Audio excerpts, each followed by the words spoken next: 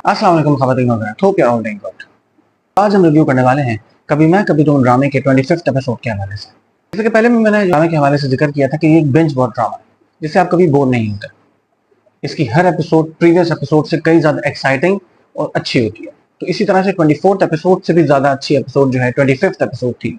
और सबसे peak point जो था और जो सबसे इम्पोर्टेंट सीन जो है वो अदील और मुस्तफ़ा की जो एक आपस में आर्ग्यूमेंट हुआ है और जो बात हुई है और जो लड़ाई हुई है वो सबसे ड्रामे का क्लाइमेक्स सीन और सबसे खूबसूरत सीन था जिसको बहुत अच्छी तरीके से फिल्माया गया।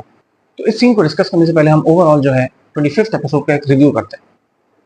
तो 25th एपिसोड का आगाज कुछ इस तरह से होता है कि जैसे प्रीवियस एपिसोड में दिखाया गया था कि सिद्रा जो है वो मिलने के लिए आती है मुस्तफ़ा से और वो मुस्तफ़ा उससे बिल्कुल कम्प्लीटली मुंह फेर लेता है। तो फिर यही चीज़ जो है वो आगे अपने वालिद को बताती है, कम्युनिकेट करती है। तो वालिद जो है बहुत शर्मसार होते हैं उसके जावेद शेख।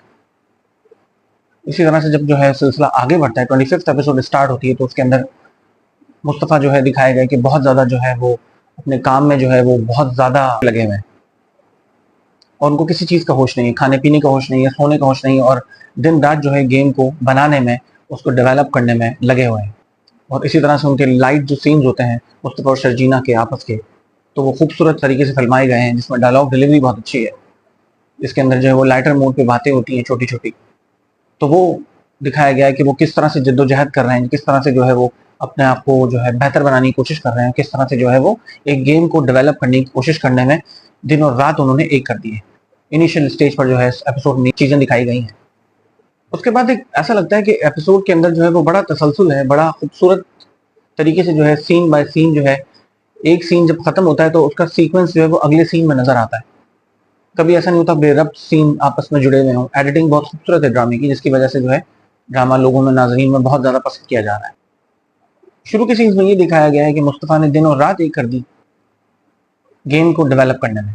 और सिद्रा की जब अपनी वालदा से बात होती है और वालदा को वो पुरसाने हाल बताती हैं मुस्तफ़ा का, तो उसकी वालदा की आंखें भी नम हो जाती हैं। हालांकि कैरेक्टर को दिखाया गया है बहुत ही रफ एंड टफ किस्म की वालदा है, लेकिन ये कि यहाँ पे भी जो है वो एक खूबसूरत अंसर दिखाया गया है कि जो है औलाद जैसी भी हो लेकिन माँ का दिल जो है उसके लिए एक सा ही होता है और उसी तरह से धड़कता है। तो वो भी उसके लिए परेशान होती हैं, कंसर्न होती हैं। इसी तरह से कहानी का सिलसिला जब आगे बढ़ता है तो उस तरह से जो है वो अदील से डिस्कस कर रही होती हैं बुशरा अंसारी। मुस्तफ़ा की माँ जो है अदील से डिस्कस कर, अपने बड़े वाले बेटे से डिस्कस कर रही होती है कि उदासी होती है घर में और किसी किस्म का जो है वो कोई शोर शराबा नहीं है, उछल कूद नहीं है। मुस्तफ़ा होता था तो उछल कूद मचाए रखता था, हंगामा किए रखता था। तो अदील जो है वो थोड़ा सा ऑफेंड हो जाता है इस बात से अपनी वालदा के। वो कहता है कि अगर मुस्तफ़ा को आप घर में लाने की कोशिश कर रही हैं, उसको माफ़ करने की कोशिश करेंगी तो आप मुझे भूल जाएं। तो इसमें जो है वो बुशरा अंसारी, चूंकि वो एक थोड़ा सा उसमें लालची किस्म का एक अंसर दिखाया गया है, उसमें उनके माँ का कैरेक्टर, दो के माँ का कैरेक्टर है लेकिन इनके माँ के कैरेक्टर में थोड़ा सा एक लालची सा आंसर और थोड़ा सा एक ग्रीडीनेस दिखाई गई है। तो इस वजह से जो है वो कभी भी इस चीज़ को एग्री नहीं करेगी कि वो उसका बड़ा बेटा उसको छोड़ के चला जाए और मुस्तफ़ा जो है इस घर में आ जाए, क्योंकि मुस्तफ़ा तो कुछ कमाता ही नहीं है। तो इसी तरह से जो है वो अपनी माँ से इजाज़त लेता है कि यार आप कहती हैं तो मैं उसके घर पे चला जाता हूँ, उसको कुछ पैसे दे आता हूँ। तो यहाँ पे शुरू होता है फिर ड्रामे का क्लाइमेक्स सीन। और क्लाइमेक्स सीन बहुत ज़बरदस्त है। आपस में आर्ग्यूमेंट्स आपस में भाइयों की बहुत अच्छी है। मुस्तफ़ा का जो है वो जो गुस्सा जायज़ था और इतने टाइम से जो वो एक भरा बैठा था और इतने टाइम से जो है वो जो एक दिल में आग लिए बैठा था अपने भाई के खिलाफ, तो इस बार जो है वो अपनी आग को कंप्लीटली उस पर निकाल देता है। तो इस वजह से जो है उसने एक बहुत अच्छा इनिशिएटिव लिया और ज़बरदस्त तरीके से जो है अपने भाई को प्रॉपरली तौर पे उसने जो है उसको खंगाला और उसको पूरा जो है टटोल के रख दिया। तो इस बार मुस्तफ़ा ने जो है बिल्कुल भी लिहाज नहीं किया और लिहाज करना उसका बनता भी नहीं था। चाहे उसका बड़ा भाई है लेकिन जिस तरह की हरकतें उसने उसके साथ की हैं तो वो बिल्कुल भी इज्जत डिजर्व नहीं करता। इस बार मुस्तफ़ा ने उसको आड़े हाथों लिया और प्रॉपर तौर पे जो है उसको और उसको सबक सिखा दिया सही से। अब वो नेक्स्ट टाइम जो है कभी भी इसके घर का रुख करने की कोशिश भी नहीं करेगा अदील। फिर अदील का जो एक ग्रे कैरेक्टर है, जो रेड फ्लैग्स हैं उसके अंदर वो उसने यही करना था कि उसने गलत बयानी ही करनी थी। तो माँ बाप को जाके उसने यही जड़ा, यही बताया मुस्तफ़ा के बारे में कि मुस्तफ़ा जो कह रहा है कि उसने तो बड़े हक से मुझसे पैसे ले लिए और वो कह रहा है कि इस घर में भी मेरा हिस्सा है और जब मैं छोड़ के चला गया हूँ लेकिन मैं इस घर में हिस्सा भी बिल्कुल अपना लेके रहूंगा आगे। और वो अदील बेसिकली जो है वो एक ग्रे कैरेक्टर है। तो अदील से ये एक्सपेक्ट किया जा रहा था कि वो कभी भी असल बात जो है अपने वालिदैन को नहीं बताएगा और उसने यही किया कि उसने सही हकीकत नहीं बताई कि क्या बात हुई, उसने किस तरह से बिहेव किया। उसने उल्टा उसी को बुरा बना दिया कि वो तो पैसे मांग रहा है, वो कह रहा है कि घर में मेरा हिस्सा है और मैं इसको नहीं छोड़ूंगा और ये।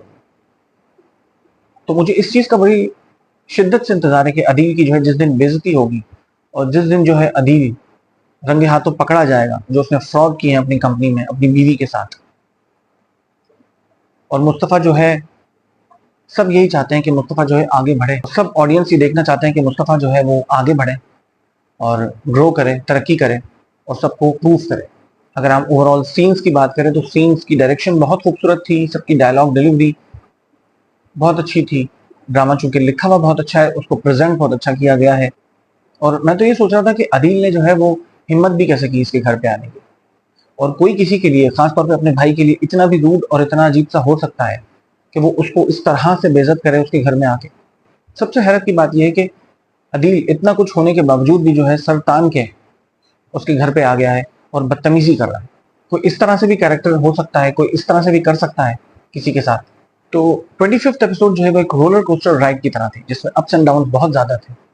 इसमें कहीं खुशी का आंसर था तो कहीं गम का आंसर था, और मैं समझता हूँ कि मुस्तफ़ा जो है अब एक अपने पेस में आ गया है और रिदम में आ गया है, वो मेहनत कर रहा है, उसको अपनी इज्जत नफ्स पे जो है कोई भी बात आती है तो उसको महसूस होती है, जिंदगी से लड़ने की कोशिश कर रहा है। मुस्तफ़ा शर्जीना दोनों ही जो है अपनी लाइफ से लड़ रहे हैं।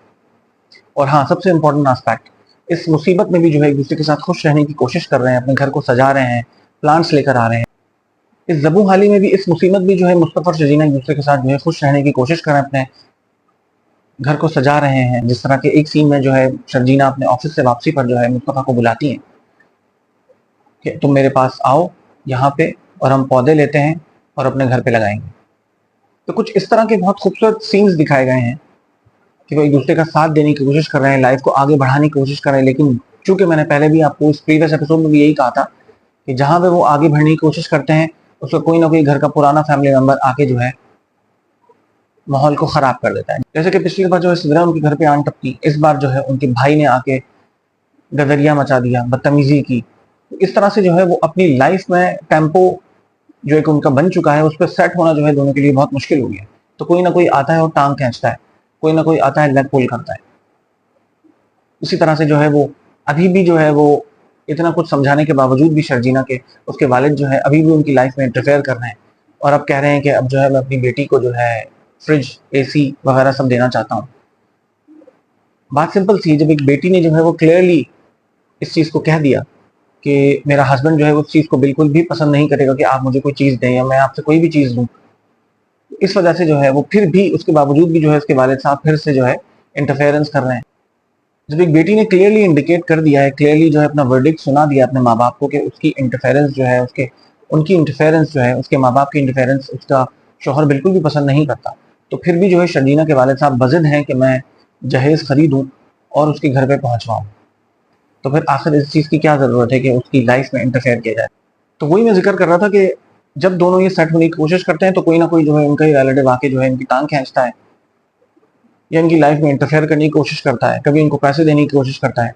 जिंदगी में जब भी सुकून आता है तो कोई ना कोई जो है उनके पीछे से टांग खींच लेता है।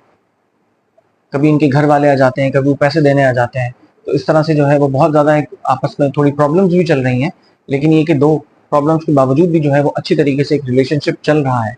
और हम उम्मीद करते हैं कि ड्रामा इसी तरह से हमें महसूस करता रहेगा। और मुझे तो अदील की जो है वो एक एटीट्यूड समझ में नहीं आता।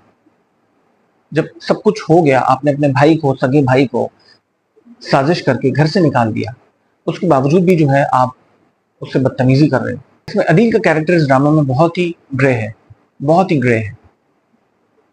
अपने भाई से जो है वो इस कदर उसने साजिश करके उसको घर से निकलवा दिया। इतना कुछ करने के बावजूद भी वो बंदा अभी तक थका नहीं है, अभी भी जो है वो अपने माँ बाप के दिल में उसके लिए बुग़्ज़ डाल रहा है, बुरी बात करके उन लोगों का दिल खराब कर रहा है, उसके खिलाफ कर रहा है। मतलब ऐसी भी क्या नफरत है, समझ से बाला है ये बात कि ऐसी क्या नफरत है। आपने अपनी मर्जी से शादी की, आपने उस गरीब को, अपने छोटे भाई को घर से निकलवा दिया साजिश करके, उसके बावजूद भी आपके दिल को चैन नहीं पहुंच रहा, आपको जो है वो सुकून नहीं मिल रहा। एक के बाद एक उसके खिलाफ हरबा इस्तेमाल कर रहे हैं उसको नीचा दिखाने का, वो तो वैसे ही पिसा हुआ है। तो समझ से बाला है ये ग्रे जो इनका कैरेक्टर है। खैर उन्होंने, अदील ने, इमाद अरफानी ने इस कैरेक्टर को बहुत खूबसूरत तरीके से प्ले किया है, और ये कैरेक्टर बहुत बुरा लग रहा है, इससे नफरत हो रही है। और सबसे इंपॉर्टेंट बात ये थी इस सीन की कि मुस्तफ़ा ने उसको इस कदर ज़दोकोब किया, इस कदर उसको सुनाया, उसके बावजूद भी वो बंदा जो है वो खड़ा रहा, 10-15 मिनट तक जो है उसकी बात सुनता रहा। और इतनी हिकारत किसी के लिए, अपने सगे भाई के लिए, कि आप उसके ऊपर पैसे फेंक रहे हो। और मुस्तफ़ा ने इस बात का जवाब बहुत ही खूबसूरत अंदाज में दिया कि पीछे से पलट के उसके ऊपर उसी के पैसे फेंक दिए। तो मैं समझता हूँ कि ड्रामे का क्लाइमेक्स सीन था, एक ऐसा सीन था जो कि मेरे ख्याल से जो है वो एक हिस्ट्री क्रिएट कर दी है जिस सीन में। और ये सीन जो है लोगों को बहुत टाइम तक याद रहेगा। इस ड्रामे के खत्म होने के बावजूद भी ये सीन याद रहेगा। ड्रामे की एग्जीक्यूशन बहुत जबरदस्त होनी चाहिए। बाज़ औक़ात बहुत सारे ड्रामास लिखे हुए अच्छे होते हैं लेकिन एग्जीक्यूट अच्छे नहीं होते। लेकिन इस पर्टिकुलरली इस ड्रामे का सबसे इंपॉर्टेंट आंसर यही है कि लिखा हुआ जितना अच्छा है उतना एग्जीक्यूट भी किया हुआ है। तो मैं समझता हूँ कि इसी तरह से हमें ड्रामा ये महसूस करता रहेगा। इस मुश्किल हालात में भी, इस मिजरी के अंदर भी जो है एक दूसरे के साथ अच्छा बर्ताव कर रहे हैं, अच्छे तरीके से रहने की कोशिश कर रहे हैं और उन लाइफ को जो है सेट करने की कोशिश कर रहे हैं। दो के हर दूसरे तीसरे दिन बाद जो है उनकी कोई ना कोई टांग खींचने आ जाता है। कभी शर्जीना के घर वाले आ जाते हैं, कभी मुस्तफ़ा के घर वाले आ जाते हैं। उनकी लाइफ में अब भी सुकून नहीं है, यानी कि एक जंजाल पूरा से निकलने के बावजूद भी जो है उनकी लाइफ में अब तक सुकून नहीं है। अब अलग रह रहे हैं तो अभी भी जो है वो इंटरफेरेंस किसी ना किसी की चल रही है। या तो शर्जीना के घर वालों की चल रही है या तो मुस्तफ़ा के घर वालों की चल रही है। अपने बालकनी को कितना खूबसूरत तरीके से उन्होंने सेट किया है, उसके अंदर कितने खूबसूरत किस्म के गमले, फ्लावर्स लगा दिए हैं। उनकी बालकनी जो है फ्लैट की बहुत खूबसूरत लग रही है और अब वो बैठ के वहाँ पे बातें भी करते हैं, चाय भी पीते हैं और अपने ज़िंदगी को एंजॉय करने की कोशिश कर रहे हैं। तो ये खूबसूरत आंसर है। तो इतने ख़राब किस्म के मोहल्ले में रहने के बावजूद भी जो है उन्होंने भरपूर कोशिश की है कि वो अंदर का जो अपना एनवायरनमेंट है घर का, उसको खूबसूरत बनाएँ। इसकी वजह से उन्होंने प्लांट्स लगाए हैं, उसके अंदर छोटे-छोटे गमले लगाए हैं, जिसकी वजह से उनकी बालकनी और ज़्यादा खूबसूरत लग रही है। तो वो इस तरह का जो है बिल्कुल मिट्टी में अटा हुआ फ्लैट जो है, अब एक अच्छी और नई शक्ल दिखा रहा है। तो उम्मीद करते हैं कि ड्रामा हमें इसी तरह से महसूस करता रहेगा। फिर किसी और वीडियो में मिलते हैं। अपना बहुत-बहुत ख्याल रखिएगा, हँसते मुस्कुराते रहिएगा। ओके जी, अल्लाह हाफ़िज़।